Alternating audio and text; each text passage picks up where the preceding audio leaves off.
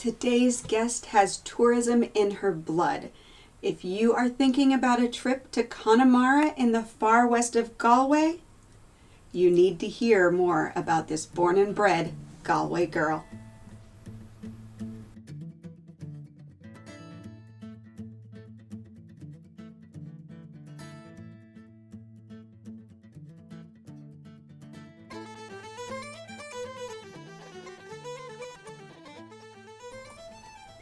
Whether you're thinking about a trip to Ireland this fall, next year, or even 2 years from now, it is never too early to start planning.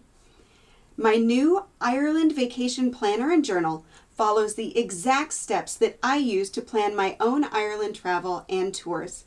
It has 4 sections: planning, itinerary, travel tips, and a journal, and it leads you through each step of creating the Ireland trip that you have been dreaming about.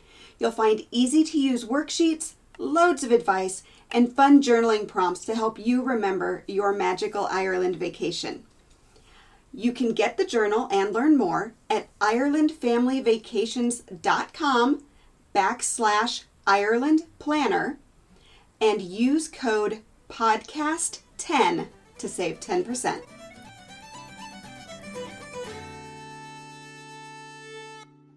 Hello and welcome again to the Traveling in Ireland podcast. Today we are venturing to the wild west of County Galway, and we are chatting with a born and bred Galway girl. Colleen Joyce is the owner of Colleen Irish Travel, which offers tours along the Wild Atlantic Way. Colleen, thank you so much for taking the time to talk with me today. Thank you very much for having me, and welcome to all your listeners. So before we dig into the wonders of Connemara, I really wonder if you would share a little bit of your own story, because it's really filled with a lot of local lore and Irish legend, and I loved hearing it when you shared it a few months ago in a group that we're both part of. So can you just tell us a little bit of a background? We don't have to go too terribly deep, but just some of the highlights. Some of the highlights, yeah, definitely. My late grandfather was actually the tour founder in the Joyce family, and I would be the 3rd generation of Joyces involved in tourism in the family. I still have a cousin involved in it, and this all stemmed from my late grandfather opening up a craft shop in the village of Recess in County Galway, so that's west of Connemara. And as a result, people were coming looking to do tours and stuff. So my late grandmother and her sister, Julie, got involved and did tours around Connemara. So you could say touring and talking is in my blood. So as a result of that, he then discovered that when they were after doing their tour, they wanted a little souvenir. So he started off the Connemara green marble. So all in all, they both went hand in hand with each other. And of course, having the native of my grandmother and her sister, they were able to take them off the beaten track right around the area. Now, the little shop that he developed was actually now owned by my cousin. But just before my cousin took over, when my grandfather actually had the marble, he put up a plaque or a statue displaying the Connemara green marble outside. And a couple of years later, my uncle, with his sense of humour, decided that he would put a plaque on this site, nothing happens here. And a lot of people have it photographed throughout. But step forward into my cousin's time, and he is actually very much involved in sculpture and designing stuff. And he actually came up with the Connemara giant, the gentle giant of Connemara, which is known as Connemara. And he today, a lot of people will stop, and the old tradition is that if you shake his hand, it gives you the voice of talk or gives you the fluency of talking. And a lot of people love to hear the story behind it. Then myself, I was a student in the very famous Kyle Abbey School. And again, that grew my love for tourism thing. I remember standing on the bridge in Kyle talking about one day I will be back leading it. Now, remember, when I was in school there, it was very different to what people see today, in the sense that our classrooms backed onto the visitor centre, and we could actually hear the guests talking about Kyle and about the stuff that they were going to see and do. And of course, I suppose tourism was encouraged not only from my family side of things, because my dad was a coach driver. It was also encouraged from the Benedictine order as well, because they were the heart of tourism. And for many years afterwards, when I went back, I used to meet a lot of the sisters. And when we were in school there, we were lucky enough that we had about 4 to 5 Benedictine orders teaching us, which was very rare in those times. So then I went on and became the first or the youngest national badge guide in Ireland. And I represented Galway on the committee for years, and then did bits and pieces. And then just before the pandemic, I developed what is now known as Colleen Irish Travel. So that's me in a nutshell. I always say that you've entered Connemara when you hit recess and you see the statue of Con. And a few years ago, I actually met your cousin because we had stopped there and we had gone inside, and my youngest daughter said to him, "Which hand do you touch?" Because he has two. He has one in the front and one on his rear. And he laughed and he said, nobody has ever asked me that before.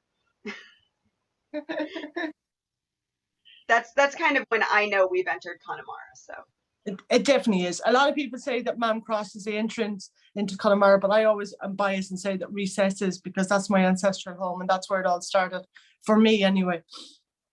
And your connection with the Connemara marble is really fascinating, because that's one of those souvenirs that number one, it lasts. So if you have a relative who's been to Ireland, I mean, even years and years and years ago, it's quite likely that they came home with a little piece of jewelry or a brooch or something with Connemara marble in it. That's a long-lasting souvenir, and your connection to that is it's just fascinating. Well, of course, Pop founded the Worry Stone, which was a very simple concept. It was just a tiny stone with a little bit of a hollow in it so that you could rub. And he said you rubbed your worries away when you rubbed your Connemara green marble, and it has gone on to live around the world. And of course, it's also from our family marble quarry. That marble was presented to the Pope when he came to Ireland in 1979, which were the rosary beads. And that year, and for many years after that, the Connemara green marble rosary beads were very, very popular. So they were the two things that I definitely associate with my late grandfather and the marble connections, What a legacy. That's just so fascinating. It gave me chills. So let's jump into Connemara, because there in that westernmost part of Galway, it's an area of astounding natural beauty, just incredibly fascinating history. And, when I started visiting Ireland 20 years ago, it was kind of that Wild West area, because it was before people were really going up the coast, up to Sligo and up to Donegal. So it really was that Wild West of Ireland, kind of where that Wild Atlantic Way name came from almost. And it's almost the heart of the Wild Atlantic Way as well. It's just such an incredible area. So can you tell us a little bit about the magic of that area and your very special tours out in Connemara? Absolutely, and you are right, Jodie. I always say that we are the heart of the Wild Atlantic Way. The head of it is above in Donegal, and the legs are down in the south in Cork and Kerry, but we have the heart here in the west. So, and you are right, when you do enter into Connemara, you're entering into a very different landscape. Like, you've got the mountains, the lakes, the bogs, everything is there in front of you. And of course, we are very proud in Connemara of our castles, and we have loads of castles in Connemara. I did mention Kylemore Abbey, which was the foundation and the basis for my tourism journey. However, Granuaile, a great mythical character, has connections with the west of Ireland, and of course she has connections with Mayo. But what a lot of people don't know is that she actually married one of the great Irish chieftains, an O'Flaherty chieftain, and she herself lived in Auchnaúr Castle in Uachtarard, and she also had connections with the very famous Balnahinch Castle in just outside Recess. And of course, that is also the basis of another one of my tours, which I call is the Castles of Connemara tour, which we visit both those castles, Auchnaúr and Balnahinch Castle. And we actually see her castle on the lake, because she built this castle out on the lake because she didn't want to be inland all the time. She wanted to be connected to the sea. So her husband, one of the O'Flaherty chieftains, in fact, built this magnificent, which is currently being restored as I speak. So it may be another addition on the tours as we go on. And of course, then we visit Clifton Castle, which Clifton is the capital of Connemara, which was founded by John Darcy. And of course, no tour to Connemara visiting castles is complete without popping in to say hello to Kylemore, where I can bore them all again about my story. educated there, and my 104 steps to a classroom and all of those things. That's one of our tours that we do. And we also do the Derna tour. Now, Derna, of course, and a lot of people would know about Derna in the sense that the very first transatlantic flight landed in Clifton in 1919, which had the two English gentlemen, John Alcock and Arthur Whitten Brown. And they were actually in a competition to fly across the Atlantic Ocean, and they went down in a bog. But Marconi, and everybody knows about radio and radio waves and how Marconi did that. But Marconi's mother was in fact connected to the Jameson family of the very famous Irish whiskey. And he was half reared in Italy, and also would have spent a lot of his summers in Delphine Castle in Wexford. So we actually do a walk in that area outside Clifton, which is a 2-hour walk, going into the in-depth, the history of both those two gentlemen. Now you can do it on your way. It's part of the Connemara Greenway, in which we're trying to develop in it. And of course, just the other tour that we have on that area is the Meet the Local Fisherman. That's the title that we have at the moment. And this is a very small group, 6 people, and you go throughout the village of Roundstone, which is quite famous for its seafood. And you get to see some of the beautiful beaches. Now, Dogs Beach and Gurchin Beach have been listed in Lonely Planets, and the geology, any well-known list, you will find that those two are well listed in it. But we take you out onto the sea, and you see some of the other nicer beaches around the area, out to Inishnee. You get to throw a line to see the old way of catching fish. You get to taste the lobster of the area, and you never know, you might even get a tune when you meet the locals when you come back into it. And we go into Clifton for lunch. And another one is keeping on the maritime theme, because Falch Ireland is promoting maritime this year.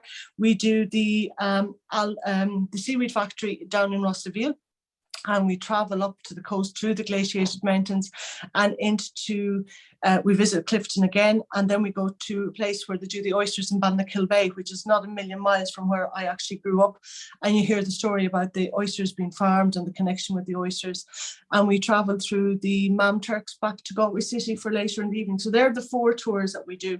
I also still dabble in the Aran Islands, which is a secret place in my heart, and Galway City walking tours as well, you know. So they're the tours that we're operating this season. That is a lot of information. And I love the experiential tours that you talked about, especially the fishing, where you can get in and get your hands on it and learn a little bit about the history and things like that. I think that is just such an incredible experience for people to have. When people are booking into your tours, what would they need to know? Time-wise, travel-wise, how are they getting around? How much time do they need to allot? And any tips on that kind of thing? Well, the Derna one, the Marconi Alcock and Brown one, if you're staying in Clifton, you would need to probably allow 2 hours, and that you can find your own way to meet us there. The other 3 actually all depart from Galway City. And you would need to allot a full day. You leave at 9 in the morning, 9:30 in the morning. One leaves at 9, the other 2 leave at 9:30. And you're back in around 6:30 back into the city.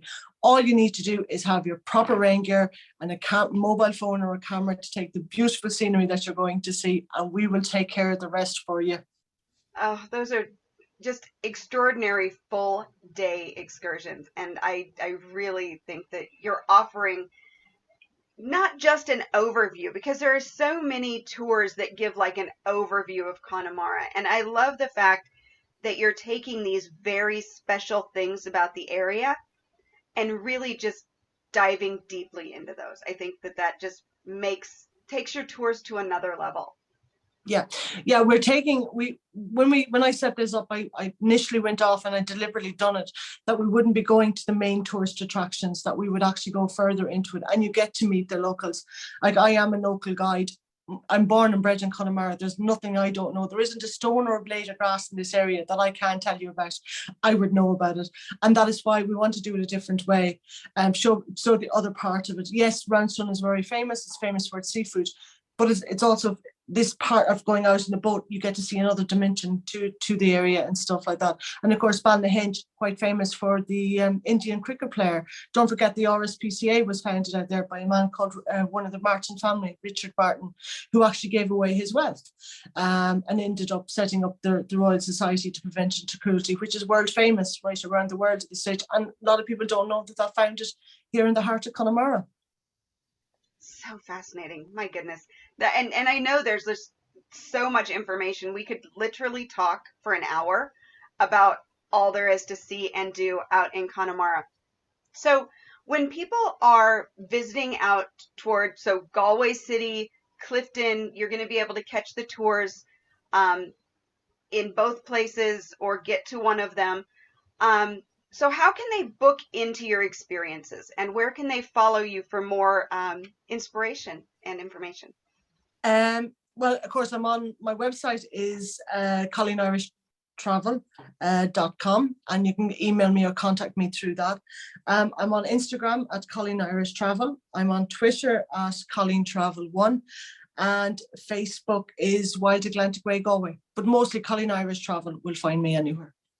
Terrific. And as my listeners know, all they have to do is click through to the show notes, and those will all be linked up for them, and they can follow you or contact you as they wish.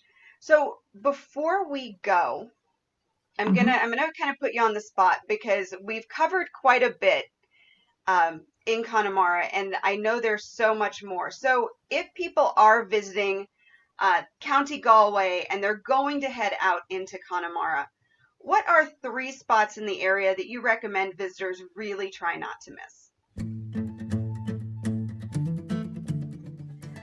You'll need a car to reach some of these suggested locations, so I'm excited to partner with Irish Car Rentals to provide an unbeatable quote on your car rental in Ireland. Visit irishcarrentals.com and use code IFV for Ireland Family Vacations in the promotions box to save 10% off your car rental costs.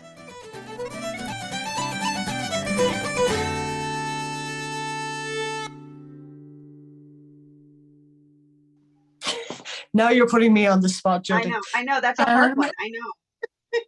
No, because there's so much. There is so much. And I would say, Darren Gimla, even if you're not doing my tour and you are in Clifton, call in to visit it, because you can walk through the bogs, you have the mountains there. It's a very enjoyable walk. It's only a 5-kilometre walk. So that would definitely be a must if you're in the Clifton area. If you're into your tidals, we have loads of islands off. Tidal Island is Omey Island, which is connected with St. Faheen, and that is definitely one to visit. Just be careful, watch the tides on it. If you have a full day and you want to go to another island, Inishbofin is there. And as for the third one, just enjoy it. Soak up Connemara. We have so much to see wherever you land. If you want to visit a town or a village, I would say either Clifton or Roundstone. And Rimvile has a lot to see as well. Yeah, again, so much to do. So what I know, a lot of people when they visit, they kind of say Galway, right? They say, I want to go to Galway. And I always ask, do you mean the city or the county? And a lot of the times people mean that far western part of Connemara. Mm-hmm. And a lot of people do it in a day. They make that circle from Galway City, or they base themselves, they come into Clifton in the afternoon, stay in Clifton, do their tour, and then leave that next day. So how much time do you think people should give Connemara, understanding that there are other things they want to see, but to see the best of Connemara and not shortchange themselves? Definitely do an overnight in Connemara. If it's in your itinerary and you can do an overnight out in Clifton or in Rimvile or in Roundstone or in the surrounding areas, definitely do that.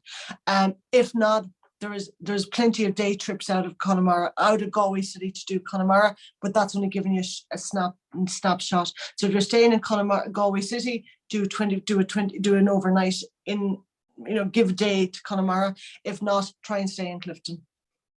Clifton is a great base in Connemara. So much live music. I actually saw Wee Banjo 3 play there before they went international. Yeah. So you never know who you might encounter in the pubs. You never know. And like, you never know that you could be up dancing on the stage or on the tables before the night is over. You know, we spent quite a few evenings dancing in the pubs in Clifton, and my girls weren't that big, weren't that old, so it's definitely a welcoming place. Colleen, I want to thank you so much for sharing your story and Connemara with my listeners. It is really such a magical place, and your tours just sound so incredible, so in depth, and just giving you that extra taste of Ireland that so many people look for. Thank you very much, and hope your listeners enjoyed listening to my story. Colleen just has so much to share about Connemara and the surrounding area. So I really hope that you enjoyed this podcast episode with her and that you will take a look at what she has to offer if you find yourself in the Connemara area. If you enjoyed this podcast, I would really appreciate it if you would leave a 5-star review at Apple Podcasts, Amazon Music, Spotify, or wherever you listen to podcasts. If you can't leave a review on your podcast app, I would love it if you would visit the Ireland Family Vacations Facebook page and leave a review there, or just take a screenshot on your mobile device and tag me at Ireland Family Vacations on Instagram with a few kind words. If you have questions or comments, you can always email me, Jody, Jody, at IrelandFamilyVacations.com. Thank you so much for listening, and until next time, slán go fóill.